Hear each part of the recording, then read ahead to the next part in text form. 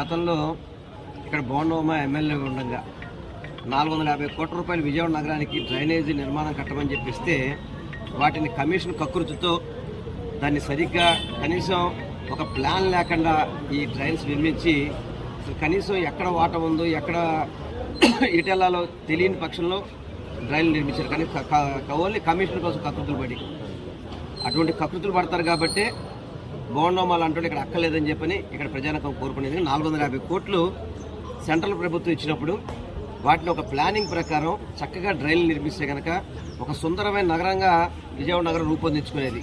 అలా కాకుండా ఈ మొక్కను తీసుకో ఈ మొక్కను తీసుకో అని చెప్పి డ్రైన్లని పంచుకొని దాంట్లో కమిషన్లు నొక్కేసిన వాళ్ళు బోండోమా కానీ అప్పుడున్న అలీబాబా అరడన్ దొంగలు వాళ్ళ కార్పొరేటర్స్ కానీ ఎవరైనా కానీ వాళ్ళు మొత్తాన్ని విజయవాడ సిటీని మొత్తాన్ని కూడా విజయవాడ సెంట్రల్ నియోజకవర్గం మొత్తం కూడా నాశనం చేశారు ఈ కమిషన్ కకృతితో.